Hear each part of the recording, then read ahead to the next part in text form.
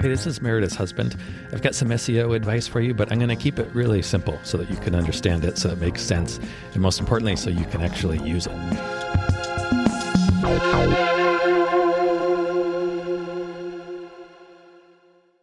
There were some major changes. There are some major changes coming up from Google. Oh dear. I just drove by their building last night. Oh, really? Did they say anything? They didn't mention it? They didn't come out and Interesting. They did not. So Danny Sullivan, who is I believe he's the public liaison for Google. So he speaks and talks a lot about search and what people should do and shouldn't do and all that stuff. He gave a presentation last week, I think. And I quote, said some major changes are coming. Oh, in fact, I will read his exact quote because I don't want to read into it. I'll let you decide what he means. All right. So he said, there's so much coming up, and I don't want to say buckle up because that makes you freak out. Because if you're doing good stuff, it's not going to be an issue for you. Oh, there you go. So this is the history of SEO. This is you remember, how I'm always talking about don't go for tricks, don't do these things, because there are updates coming. And by the way, Google almost never pre-announces updates. Almost never. Interesting. Maybe they're giving everyone fair warning. Clean up your barn. Only the biggest updates do they announce ahead of time. In fact, sometimes they don't even announce them. Actually, now they do. It used to be they never even confirmed because they do these things several times per year. And it used to be they would never discuss them or talk about them. We would just be left to guessing and trying to figure things out. Then they started saying, we rolled out an update last night or whatever. A few of them, I would say probably a handful over 20 years, they've pre-announced. Huh. And they're usually the bigger ones. So this is going to be big. So this might be a big one. Might be. Yeah. Yeah. But notice he said, if you're doing the right things, it's not going to be an issue for you. There you go. And that's why I always say, try to think like Google. Try to do what Google wants. You do. Make your content resourceful. Yes.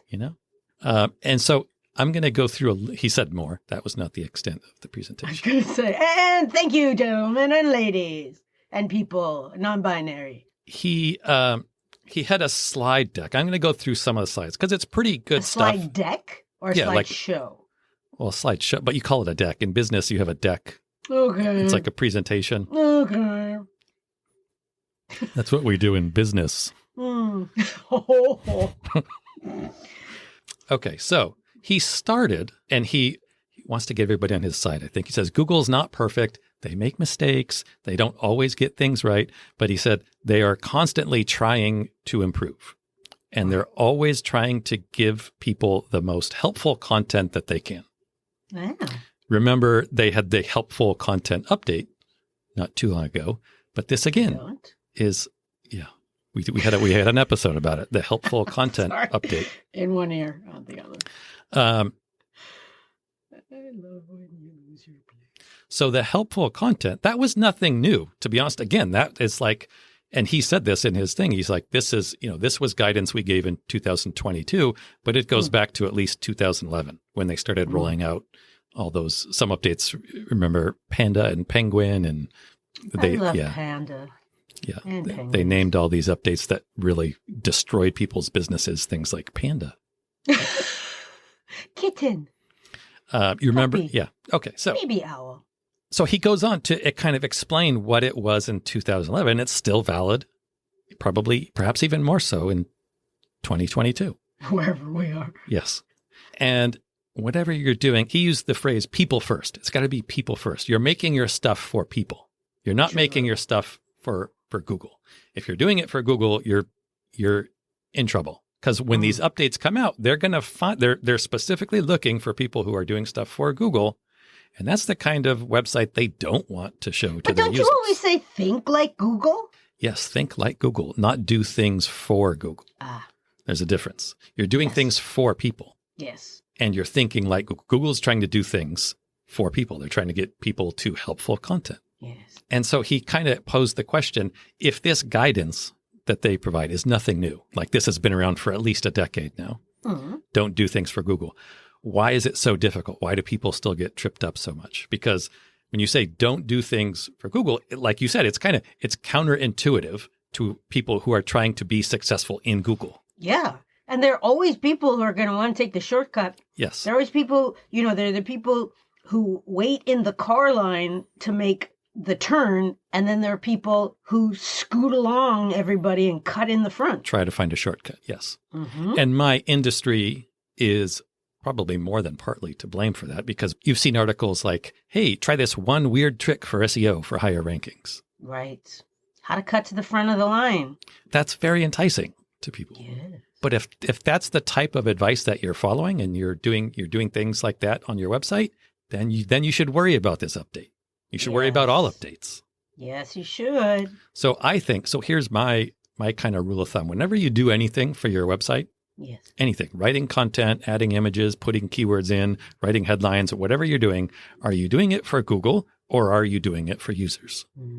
Always should be users. Yes. If you are doing it for Google, I would say make a better choice. Make a better choice. Remember that. And Danny described it as their algorithm, Google's algorithm, is chasing what people like. So it's trying to find out, what do people like? That's what we want to give them more of, right? That's what Google is trying to do. If you, as a website owner, are what he called chasing the algorithm, you are behind. You are behind. You need to be doing what Google is doing and figuring out, what do people like? What do people like? Then you're thinking like Google. You're not doing it for Google. You're thinking like Google. I see. See? Getting in the same mind length. Yes. Mind wave. Mindset. I think it's mindset. Yes. God damn it. Words. And he concluded, or he didn't conclude, but after that, it was a very long presentation. I'm just giving you the kind of Thank you. The bullet points here. Thank you. He said notes. Yes. Whoops, you have to cut that. You have to bleep that. Damn it. But he said, and he knew that some people would object. There's always going to be people and situations where you can say, but what about this? But what about this? This worked here and that worked there. And he said, there will always be some bad example. There's some examples of bad results getting into. Always. That's what humans do. Yeah, that's why remember the name for the team of people at Google who determine the rankings is the spam team. They're trying to get rid of those bad results. They're trying to minimize the bad results. Squash the bad grapes. Yes.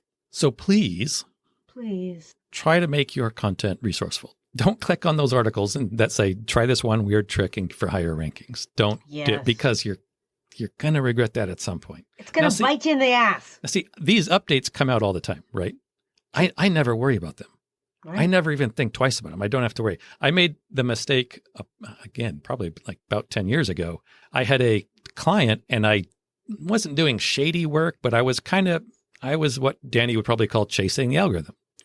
And I had a client and they signed up, and after, about a year, their rankings had gone down. Everything had gone down. Oh. And so I felt terrible. And I apologized to them, and they stayed with me, and they actually stayed with me after that for like another 10 years. Aww. But that was that's when I began thinking, I really can't think about this stuff short term, because I'm always going to need new clients. I'm always going to, I'm going to have a client. They might shoot up, then they'll go down, and then they'll bail. They're going to shoot up? Shoot up in the rankings. Okay. They're not going to shoot Very up. Different. I was going to say, if your clients are always going to shoot up, you're going to need some new clients. Yeah, that's true too. And that's really when I was like, I have to think long term, because I want clients who are going to be with me for years, not months. And also, by the way, you met me. Oh, and I met you sooner than that. This was a few years after I met you. Oh, I didn't completely change your life for the better, making better choices? No. Not in terms of how I did SEO. Fair enough. But that was also right around the time that Google, in fact, the reason that client went down in the rankings is because of one of those updates I mentioned. I don't remember if it was Panda or Penguin, but it was one of those. Oh. So thankfully, like, I adjusted my thinking right about the time that Google was like being, hey, we got to do something better. Yeah, we got to crack down. Yes. But anyway, just remember, are you doing it for Google or are you doing it for users? That's the golden rule. In fact, the golden rule of SEO is I think content is king. That is the golden rule of SEO. Oh, queen. But, okay, super. So to me, you can take that a step further and be like, content for users is king or queen. Next time we're going to take our meds.